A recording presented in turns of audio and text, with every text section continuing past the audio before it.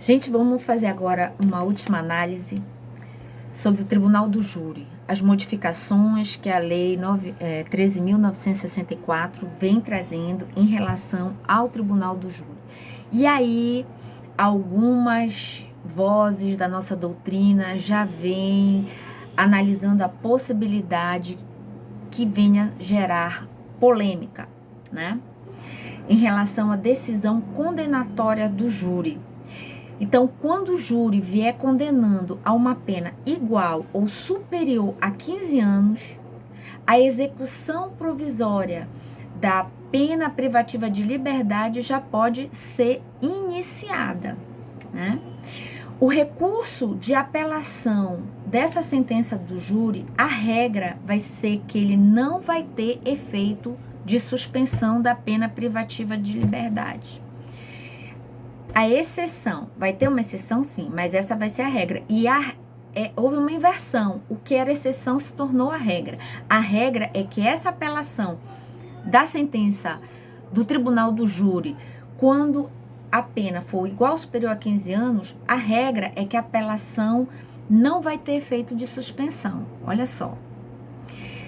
A exceção é quando o tribunal, ou seja, a segunda instância, verificar o quê?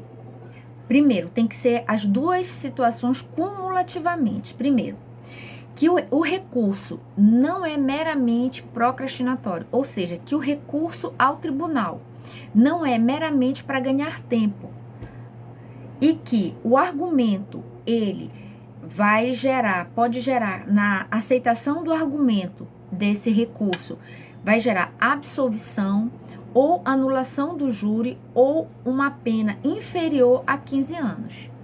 Aí, se houver cumulativamente essas duas condições, excepcionalmente o tribunal pode fazer a suspensão dessa execução provisória da pena privativa de liberdade.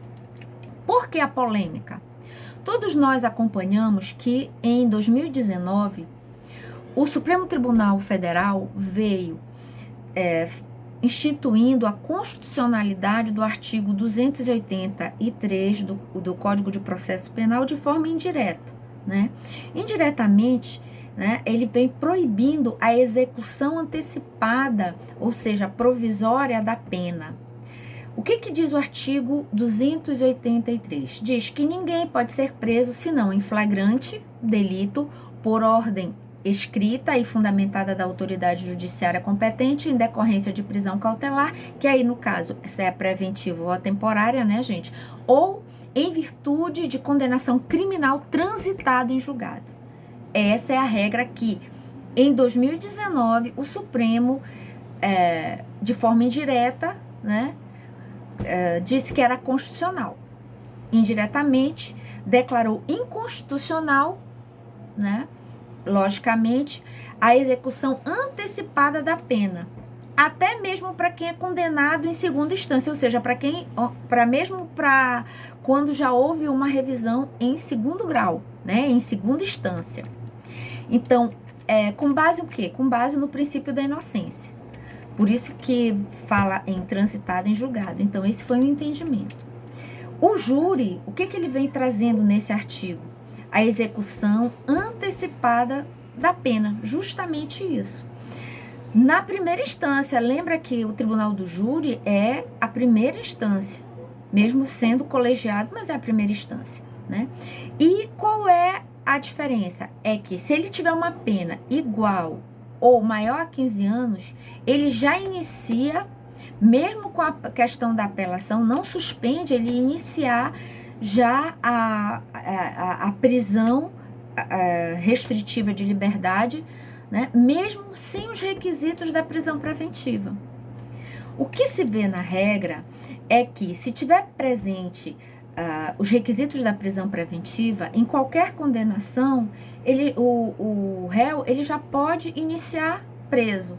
Mas, nesse caso, se ele estiver condenado pelo júri, pelo tribunal do júri, a mais igual ou superior à pena de 15 anos, mesmo que ele não tenha requisitos da prisão preventiva, ele já antecipa iniciar a pena de privativa de liberdade, né? Então, isso vai se tornar a regra. Então, se ele for condenado, se o réu estiver presente no tribunal do júri e sair a sua sentença condenatória de 15 anos ou mais, ele já sai preso de lá, gente. Essa vai ser a regra. E se ele estiver ausente, porque se sabe que pode haver, sim, o julgamento no tribunal do júri, desde 2008, não há necessidade de o réu estar presente na hora que o juiz vai declinar, né, sobre a sentença. Mas se ele não estiver presente, o juiz vai fazer o quê? Já vai expedir o mandado de prisão para ele. Então, repetindo, onde é que já estão havendo ecos que pode haver aí essa polêmica? Porque o STF, em 2019, disse que era inconstitucional a antecipação da execução da pena.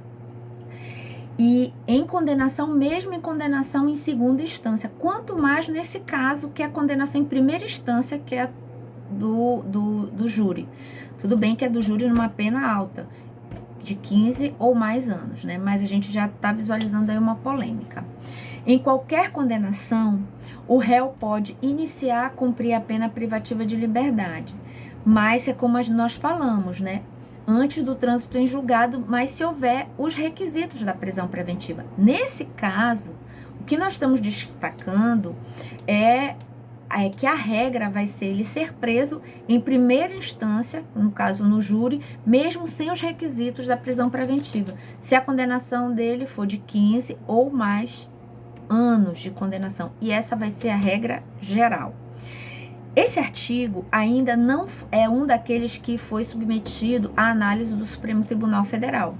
Ele não foi remetido nenhuma ação direta de inconstitucionalidade, como alguns artigos já o foram, e já tem até alguns suspensos pelo ministro Luiz Fux. Não é o caso desse, ainda não foi analisado, né? Nem monocraticamente, nem no pleno. Vamos ver como é que vai se portar. Mas, como toda lei há uma presunção de constitucionalidade, esse artigo está em vigor, ok? Artigo 492 do Código de Processo Penal, a sentença do júri